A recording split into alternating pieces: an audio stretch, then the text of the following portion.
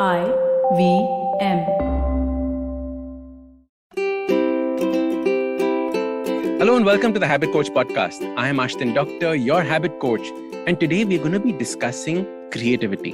Now, creativity is one of my favorite topics to talk about because the power of creativity is the power of creation, making something out of nothing. And I think that is one of the most beautiful and most powerful things that we as human beings have. So today with us, we have S Venkatesh, who's going to talk us through his idea and his philosophy behind creativity. So Venkatesh, welcome to the Habit Coach podcast. Thank you, Ashdin. Great to be on the show. I'm so excited to have this conversation. Like I said, creativity is one of my favorite topics to discuss. Venkatesh, can you tell us a little bit what you're saying? Sure. Thanks, Ashdin. Creativity, I think, is something that many of us aspire to. Some of us are in awe of, but it seems like something distant, something unapproachable. As you rightly pointed out, we all have creativity within us. I think all of nature, all of creation, I think, is an act of creativity. So it's a question of being able to unlock that creativity somehow. And so a little bit about myself. I've been interested in books since I was a kid, wanted to write books since I was a kid, my grandfather's library and all that.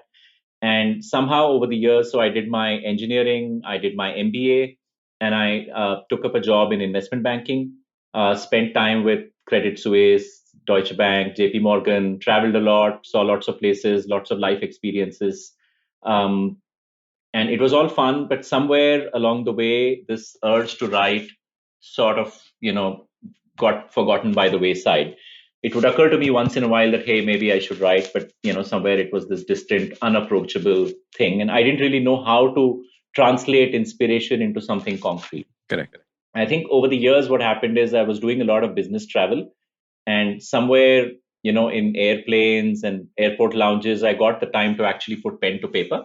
And so I think at the time that I started writing my first book, I was working for an Australian firm, Macquarie. We were making investments in companies, private equity investments. I started writing sporadically at first, then more regularly. And over the years, that acquired a momentum of its own. About maybe 6 odd years ago, I stepped out of the confines of a regular corporate job and set up my own management consulting outfit. And in some ways, that gave me some latitude to be able to act on inspiration when it came to me. You get an idea and you're able to actually act on it the same day, and that's just very nice. So over the years, you're in control of your own time and your own destiny, as it were. Yeah, to a reasonable extent. I think your clients still have some control over you, but yes. And so I was at least able to act on the inspiration, and over the years, that's how my first book, Kalkut, got written. This was published in 2018. My second book, Agniban, was published last year, and my third book should be out by end of this year. Fantastic. So I divide my time between my management consulting firm and writing. I write a column as well about mindfulness, and I also, do some speaking. So it's a bunch of things. So, when you spoke about writing, you said that put pen to paper. Did you first start writing actually with a pen and paper, or was it a phrase instead? Do you start your book with laptop and keyboard? It was metaphorical. So I write entirely on the laptop. What I do use though is the notes feature on the phone. So, you're in the middle of something, you're in a meeting or a presentation or whatever, or you're passing through security at an airport and you get an idea and you don't have time to actually write it. So I just jot it down on the notes feature. And then when I do my writing, I go back to that and flesh it out. Yeah, but pen to paper, the only time I find it useful is when I'm plotting a story, I have these A3 sheets and I just start making like flowcharts or something. So, and it's just whatever comes to my mind. So do you mind map it out? It's sort of, yeah. But I don't do it in a structured way. Okay. I mean, I've just realized that sometimes imposing too much structure impedes creativity. So I just do it the way it comes to me. So I might mind map the relationships between characters. And as you do it, you start realizing that, hey, so this person in office that the protagonist doesn't like, maybe he has a childhood trauma, and maybe somewhere that links back to some figure that the protagonist didn't like in his childhood. So instead of two guys interacting in an office, it's actually two children interacting with their respective childhood traumas. Now, I mean, this just came to me offhand just now, but that's the beauty of being able to map it out. Correct. So I do that sometimes. And so my desk sometimes looks like a bunch of cluttered, arrows and flowcharts. And like you said right in the beginning of the podcast, that we have to unlock this creativity, right? You used the word unlock, and I found that very interesting. you said we have it all in us. What is it that we have to learn in order to, turn that chavi, turn that key to unlock it? Yeah, this is a great question. So my one line answer is we don't have to learn, we actually have to unlearn. Oh, lovely. Okay. And so, a Oh, lot that's of harder than learning, actually. Oh, absolutely, because you have your biases which are coming in the way. We are all sort of attached to our notions of ourselves. It's like they say, right? To a person with a hammer, everything looks like a nail. So depending on what kind of job. So I met a person who'd done process excellence all his life in his job. And so when we started talking about writing, he looked at it as a strict set of processes. And so if you speak to somebody who's good at visualizing, Correct. he or she is going to look at it from that point of view. So we all bring our respective biases to it. I think in terms of unlocking creativity, a few things to my mind are really important. I think one is, I think the biggest barrier is to just starting. And I think the biggest impediment that we face when we try to start is our own expectation of ourselves. I mean, I know dozens of people who can be really good musicians or writers or maybe even entrepreneurs, but they're just so scared that they will fail, and they've set this really high bar for themselves, and they just feel that if my writing doesn't come out like Joseph Conrad or something, I shouldn't be writing at all. What is And the that point in doing it otherwise, right? Exactly. And there's this internal censor or judge type person inside one's head, which comes and says, oh, this is crap. It's never going to make it anywhere. You're worthless.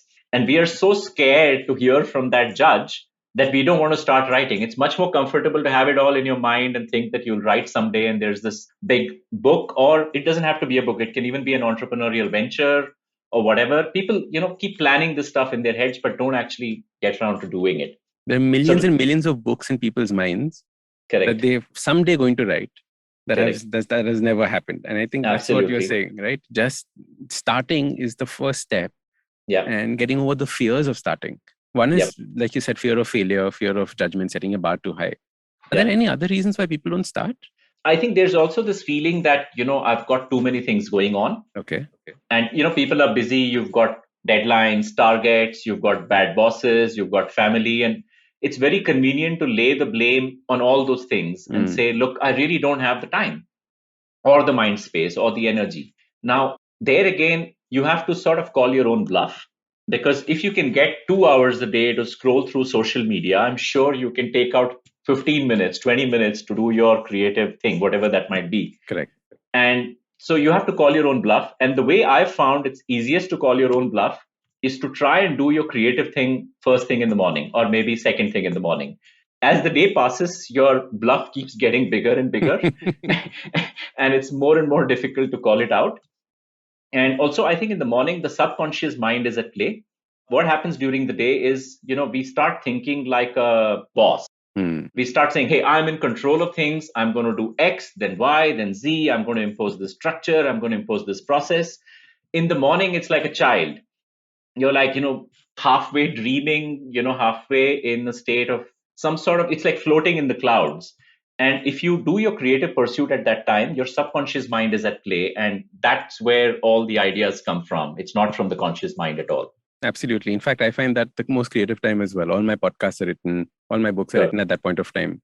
Morning, 6 o'clock is very interesting. My time. Wow. Okay. So yeah, absolutely. So that finding that, and I like how you said, it's your child mind that suddenly comes up, right? Why did you say child mind? Why is child mind so important in creativity? Yeah. So to me, childhood is all about wonder and curiosity. And somewhere along the way, as we grow older, I think we tend to sort of dim that light a little, or just impose a bunch of other burdens and expectations on it. And children often just do things because it's fun, there's a puddle and they'll just splash around, and there's no promotion to be had, there's no status, there's no money, there's no monetizing, which is on a lot of people's minds. What is my ROI on this thing? Absolutely. What is my ROI on splashing in a puddle? I need to know. Right. Absolutely right. And even entrepreneurs, when they start a venture nowadays, it's one part of it is you just want to do it for the joy of doing it and for the joy of impacting people. Correct. But in parallel, you're thinking, hey, but how do I monetize this? So as children, it's just pure unbridled joy and creativity, and that's why to me, it's important to somewhere bring that back. Are you a morning writer as well, or are you through the day writer? So first half writer, let's put it that way. So pre-lunch. And so I don't, to be honest, do it very early in the morning. I actually meditate for an hour every morning, and then I do my writing. So the writing gets done, I think, somewhere between 8 and 12, thereabouts. And the rest of the day, then I do my other corporate stuff, meetings, presentations, working on client-related stuff. But you spend a good 4 hours or thereabout on your writing. Well, I try to, but many days it's 2 hours because I've got an engagement of some sort. And yeah, I would say it's more like 2 to 3 hours, but I would love for it to be more. But actually, if you manage to do 4 hours, that's like a lot. That's a lot, yeah. Yeah, I don't think, I think 2-3 hours is actually perfectly fine. And in fact, if somebody is doing more than 4 hours of a creative pursuit, he must be, I don't know, it's like that movie, Lucy. I don't know if you've seen it. So Lucy is where I think, I'm forgetting who was the actress in that. So she consumes some sort of chemical and her brain starts working at from 5%, it goes to 10, 20, 30, 40, 50%. And she's pretty literally burning up. So if somebody manages to do more than 4 hours of creative work, I'm like, I must be thinking that they're probably on some. Yeah, that's crazy because it takes a lot out of you when you're working on a creative pursuit. Yeah, I think 2 to 4 hours is quite a bit. Yeah. In fact, that raises another interesting thing. How do you do self-care when you're pursuing a creative thing, right? Like it takes a lot out of you. It takes a lot of energy out of you. Are people not creative because they just don't have the energy to put into it? So you're right. I think if you do the creative stuff towards the end of the day, you're already sapped out by these deadlines and targets and everything. And I think it's a different part of the brain which has gotten progressively strengthened through the day. I don't know what it's called. It's probably the cortex or something, but it's the part that, it's like, I call it the alarm sounder. It's like the part which says, damn it, you've got this bill to pay, or damn it, you've got this presentation, damn it, you've got this meeting. And that thing keeps going through the day. And by the end of the day, that thing has tired you out. So there, you can't switch it off. So even if you start writing, you're like, okay, how many words did I write today? How many words am I going to write today? Damn it, the ideas are not coming. Damn it, this is useless stuff. No point. So you've turned from child to boss. Correct, exactly. So that's one thing. As far as self-care is concerned, if you actually do this, I've noticed in the earlier part of the day, you feel so energized that you can take the crap that comes with the rest of the day. There's logistic stuff, there's boring operational stuff, all of that, you can handle it because somewhere deep within you're feeling happy and fulfilled. Correct. And I get reminded of what I read about the founder of Policy Bazaar. He was my senior, though I didn't know him well in college. But I heard a quote where he said that he exercises for something like 3 hours or something every day. 3 hours? Yeah, wow. And apparently that he said that the rest of the day, I don't really care what happens because I'm, already feeling good. So I feel that way with creativity too. I've done my writing in the morning and the rest of the day just goes by in a breeze. Of course, there are days when that doesn't happen, and then it's a whole different story. Absolutely. And we must talk about that as well. We're going to take a quick break. See you on the other side. Hello. It's been another great week here on the IVM Podcasts Network. On Cyrus Says Cock and Bull, Cyrus, Naveen, Utsav and Abbas discuss how COVID cases are on the rise in Mumbai. Introducing our new show, Intel vPro presents Future Proofing with Eklavya Bhattacharya, your one-stop shop for all things Web3, blockchain, metaverse, and so much more. In the first episode, Eklavya talks to Advertising is Dead host Varun Dugirala about advertising on the web. On Simplified, Chuck, Shrikeet, and Tony discuss why we aren't excited about smartphones anymore. On Paisa Vaisa, Anupam and Atul Suri, CEO at Marathon Trends, talk about trend investing principles. On Smarter with Sid, Siddharth explains the 3 pillars of content creation. And on All Things Policy, the Takshashila folk analyze the Lancet Commission report on financing primary healthcare. We've got some exciting news for you. IVM Podcasts has just launched its merch, and our first line is out now. Head to the IVM Podcasts website and click on the shop tab to check out our first collection of t-shirts. Do follow us on social media. We are IVM Podcasts on Twitter, Facebook, Instagram, and LinkedIn. And remember, if you're enjoying this show or any of our other shows for that matter, please do tell a friend. Also, don't forget to rate us on any platforms you're listening on. And you can also check us out on YouTube. We're also doing a small listener survey to better understand how you respond to our shows and advertising on the network. We would really appreciate it if you could spare a few minutes to fill it in. It helps us build better shows for you. And finally, we would like to thank our sponsors this week. SBI Life Insurance, Apne Liye, Apno Ke Liye. Jupiter, a digital banking app. Capgemini, get the future you want. Intel vPro, built for business. And Intel, future banao wonderful with Intel-powered laptops. Welcome back. All right, let's jump into the conversation. Venkatesh, when you think about creativity, so there was one aspect when we started talking about, which is stuff that you have to unlearn, right? You have to break the way that you've been thinking about certain things. Like you said that a process person will think about creativity in one way, a visual person will see it in one way. What are the other things that we need to unlearn? Are there things that we need to learn? Is there a process to creativity? Is there a starting point for creativity? How do we start adding it into our life? Sure. So, I think one part, make a beginning, don't worry about failure. Another part, have a routine where you work in the most productive parts of the day, get your subconscious mind activated. Then you get to actually learning the craft. Okay. And so there's the art part and there's the craft part. And this is true of any creative process. I think people tend to usually overweight one of the two. When I first started writing, I was thinking that I'd just write whatever came to my mind. And I think my first book was written that way. But over the second and third book, I've now learned to hone the craft. And, there are a lot of things you show more, tell less, in the choice of words you use, in not having monotonous descriptions along the way. You don't use these clever devices to just dump a lot of information on the reader. These are all craft related things that you learn along the way. And the craft is important, but the problem is that a lot of courses can teach you the craft. The problem is you do a lot of these courses, you're stuck with the craft, and somewhere the joy is gone. I remember what my yoga teacher, once said. There is this asana where it's called Janu Shirsasana, where you touch your toes. So when I first started, I couldn't touch my toes. And I had to bend my knee to touch my toe. And he said, still do it. Bend your knee and touch your toe. Get the pleasure of touching your toe. And then you can over time straighten your knee. If you keep doing the drill where your knee is straight, but you're nowhere close to your toe, it's not going to be fun for you. It's a bit like what people say. You want to teach people to sail. First, teach them to love the ocean. And, and then teach them how to build a ship. So it's the art and craft need to be balanced, but both are important. In fact, that's what the key thing is. The craft sometimes is completely forgotten, right? Like, I was born with this natural talent. No, you weren't. Please learn from the masters who've done it before as well.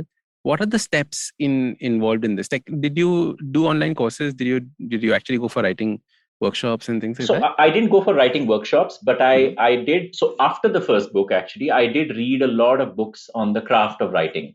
So, if there's one book that comes to mind, it's Stephen King's book on writing. That's probably a good one. Oh, that's a fantastic one. Yeah, so that's huge, big one. Yes, so that's probably a good one to start with.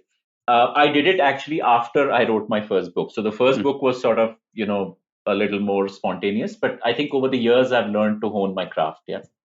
And picking up little inspiration from wherever you find it. I think that's a key aspect of, I think, in his book as well. Yeah. Right. So, getting your craft in, getting the native ability that is there as well, having fun with it, that is an important aspect of creativity. Sure. Are there any other things that are important when it comes to creativity? I think one other thing is just your motivation to do it. Now, it's unfortunate, but a lot of the creative professions, the path to making money is not very clear. And in a lot of these professions, it remains not clear for a long time. In fact, when people say, I'm going to become a professional writer, like, Baba, but that's not going to put food on the table for very long. Absolutely. Yeah. If ever. Yeah. If ever. Yeah. So it's important to get one's motivations clear. I think do it because you love it. Do it because you enjoy the journey. And then hopefully over time, because you enjoy it so much and you're getting better and better at it, hopefully the other stuff, the more worldly stuff will follow, recognition, monetization, whatever. But if you start with the wrong expectation, one is headed for disappointment. The other thing is that if you start with the wrong motivation, you won't be able to sustain the ups and downs that come along the way, publishers and getting published, or you may write a book, but not enough people might read it, or people may read it, but they may not love it, or you may not be happy with the way it turned out. So all these things, and I think entrepreneurs face this a lot. Every single entrepreneur I know who succeeded has told me that they were literally broken at least 10, 20 times during the journey. In the process. And if you don't love it, you won't be able, you'll bail out. I mean, you'll probably bail at, the first, second or third setback.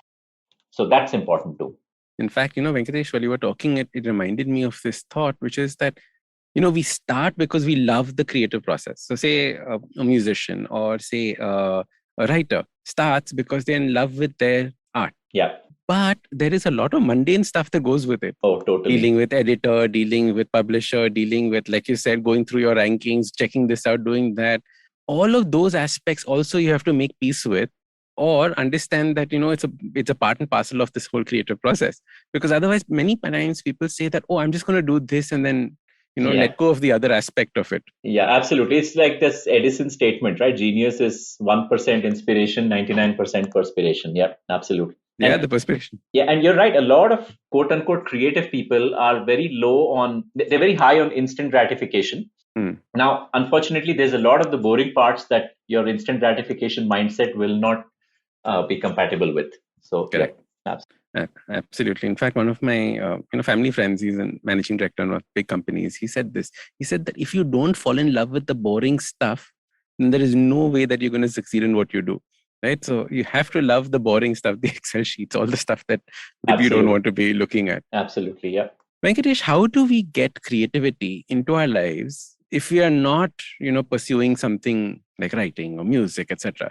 Like if someone's, taking care of the house, if somebody is a student right now, how do we bring elements of creativity into our life? Sure. So the first thing I'd say is try to tune into your inner compass and see what you really love.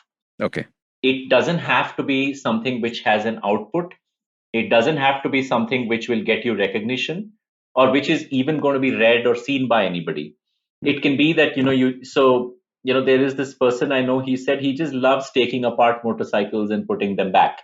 And there's something creative about that too. I mean, so, in one of these movies, I remember Steve Carell used to collect these smallish, I don't know, some, toys or something like that. So it doesn't have to be something which is run of the mill. In fact, the crazier, the better. It's perfectly fine.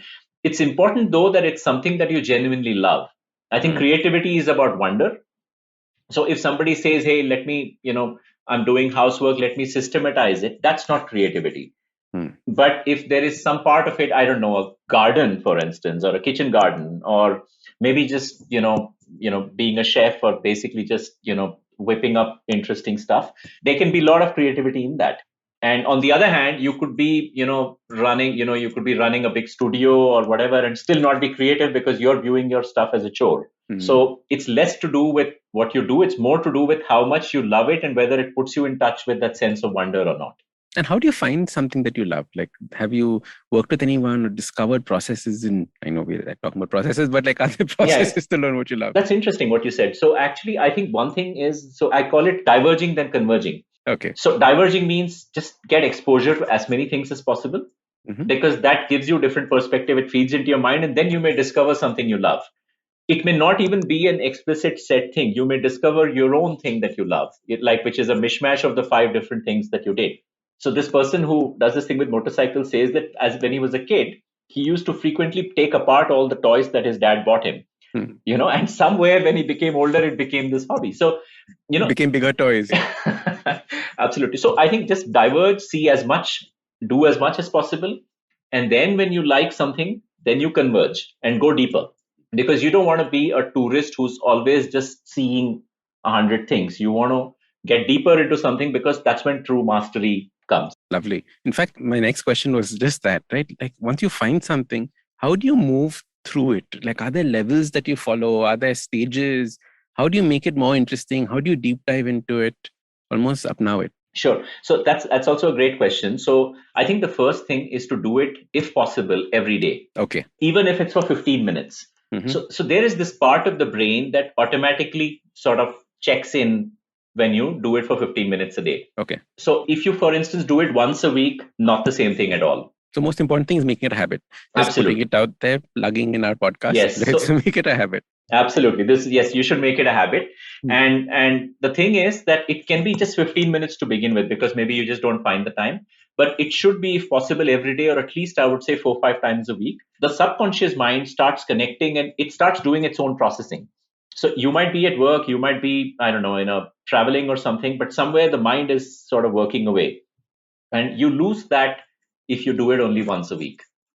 So I think so that's, if you want to, convert it into a routine, that's probably a good way to do it. So getting consistent in the creative pursuit that you've chosen is step one, right? Make it part of your routine, maybe set a fixed time for it. Yes, a fixed time is even better. Yeah. And a fixed duration. So normally I tell people that set a duration or set a completion, like 700 words is a completion. Yeah. Or I will write for half an hour is a completion. So at least there is a little structure, and within that structure you can be as creative as you can. Yeah, that's a great point. So yes, try to keep it to the same part of the day. I mean, with some latitude. So say, maybe between 7 and 9 in the morning, I'll take out 15, 20 minutes. That's good enough. Second is, rather than setting yourself an output target like 700 words, the other one you said is better, which is I'll do it for half an hour. The reason being that when you say 700 words, it starts putting pressure on your mind to come up with that. And that sometimes impedes creativity. Now, the problem is when you say half an hour, and in that half an hour, if you're going to be getting up and, going to the rummaging the fridge or picking up your phone and checking your WhatsApp, then that's not going to work. It's got to be half an hour dedicated for deep thinking. Initial few days, one will not get any thought. And even later on, there will be periods when the output is absolutely zero during that half an hour. That's perfectly fine. That's part of the journey. Okay. So it's part of the journey to have complete blank spaces. I think that is an important aspect of creativity as well, because a blank slate is where you put on things to, absolutely, to think about and connect the dots with. Yep. The question I wanted to ask was, when we start thinking about creativity, how do we know that we've actually been creative? I know it's a strange question, but many times I see people doing creative work and saying, no, but this is normal stuff, right? How do we know that we actually did something creative or not? So I would actually err on the side of saying that if you even think it's 1% creative, you probably have done some creative work. Even a little bit is fine. Yes, because most of us have this harsh judgmental streak, I think, which is always on. And so I've seen people do beautiful stuff and still sort of underplay it to themselves. So if you feel, you will know. And if you have even an inkling that this might be creative, you're probably right. Absolutely. And stretching this. Yeah. Sorry. And of course, you'll have to then hone the craft and, all that is required. But yeah. I was just going to say, stretching this further, it is that comparison that comes in. No, Ashdin, I'm not as creative as you. Or Venkatesh, you can write so well, I can't. Yeah. Right. But if you even wrote a bit, you're on that journey. Yeah. And that journey is what you need to continue. And like you said, hone till you get to that point where, it almost becomes second nature. Absolutely. Totally agree with that. Yeah. The concept about flow state, right? Yep. Like when you're in the zone. Yeah. Do you feel that every time you write? Do you feel that sometimes? Yeah, this is a wonderful question too. So I actually wrote an article I think the article was called Getting into the Zone about a month ago for a newspaper. And so it doesn't happen very often. And don't expect to get into that state either, because the expectation itself imposes a burden on you and it'll prevent you from getting into that state. Fair. So the 2-3 requirements for getting into a flow state or getting into the zone, I think one of them is no distractions. I think there is this famous investor, Ackman. So he, Bill Ackman, he said that even if somebody comes and asks him, hey, what will you have for lunch or whatever, poof, gone. So, you need to have no distractions, no interruptions. Second, you need to be okay with whatever happens. You're sort of giving up control. So, really relegating. So you're saying I'm giving up control in the sense I'm not going to control the outcome. I will just do what I'm doing. That's it. So if I'm researching into something, I'll go deeper into it. If I'm trying to write or plot, I'll, do whatever I'm doing. But I'm not, the focus on the outcome, the focus on the goals, that has to fade away. Right. In some ways, it's like what you said in the Bhagavad Gita, right? You focus on the task, not on the outcome. So it's very similar to that. So the moment you have too much of the outcome in front of you, it sort of impedes it. The third thing I've realized is that, unfortunately, a deadline seems to come in the way. Is a deadline a good thing or a bad thing for creative work? I don't know. It depends. I think views differ. Okay. A lot of my friends in advertising tell me that nowadays they function only when there is a deadline. Otherwise, last minute panic, nothing works better than till you get a shove up your backside, it just doesn't happen. For me, it's the reverse. I function much better without a deadline. I was also like that earlier, in my corporate jobs. I was a very last minute type of guy. And in fact, in college, I still have dreams about it, or nightmares about studying for exams at the last minute, and literally let's just outside the exam hall trying to rush past the last 3 chapters and all that. Oh God, panic attack happening now only. But now it's the reverse. I function much better in the absence of deadlines. When my mind is just free to wander, I just feel like I'm in a mountain or a valley or a river, and I'm just literally Lovely. just picking up strands from here and there and putting it down. Yeah. Beautiful. Okay, Venkatesh, last question on creativity. Okay, now many people think that, once I've done it, it is done. Like masterpiece happened. But there is a whole concept called reworking. And I know a lot of reworking happens when we are writing. I'm sure you must have done a lot of reworking as well. Ouch. Yeah. Can you tell us about reworking and creativity? Oh, ouch. Yeah. So I think writers know this particularly well. The real pain actually begins after your first draft. And you read it again and you just like stuff which is not right, literally like screams at you from every page. And so you have to rework. I reworked sometimes 20 times or whatever. And there was this time when I junked a good 70, 80,000 words. That's enough to make a novel. Full book. Yes, exactly. And so I had to junk 70. So it's a thriller, right? All elements of the plot have to add up. And if very late in the day you realize that one element just isn't adding up, you have to junk that whole train of thought. So 70,000 words just out. So this is the boring part. And a lot of people, especially first-time authors, I've realized, and I was like this too when I did it the first time, are very reluctant to edit. But the sheer number of man hours which goes into editing is actually quite large. Yeah. Absolutely. I think that is the polish on whatever you're doing as well, right? Yeah. It is that aspect that actually makes the whole thing look good. Yeah. Polishing is a good analogy. It's like somebody literally just doing it again and again and again and again. Yeah. It's very hard manual work. Yeah. Absolutely. Okay. So don't fear the rework. Start the creative process. So just begin whatever it is that you're doing.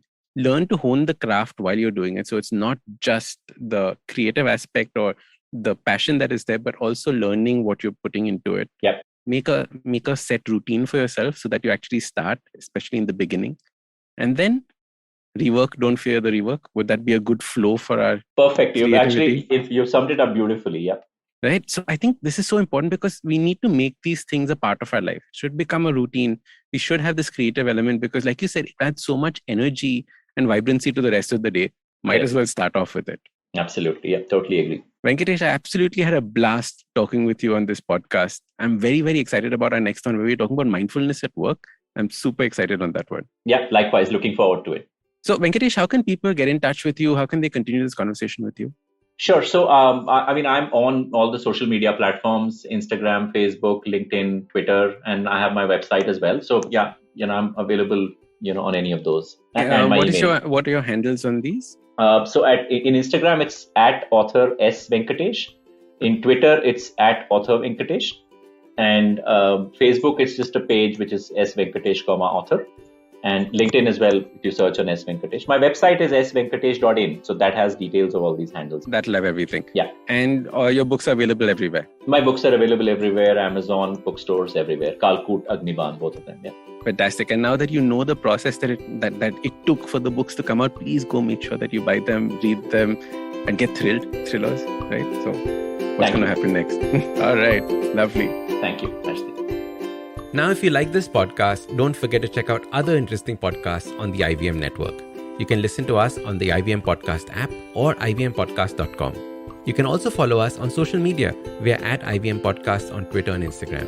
If you want to reach out to me, I am at Ashdin Doc on Twitter and Instagram. We have a brand new habit coaching online course, quizzes, videos, and a lot more on the website awesome180.com. So check it out now.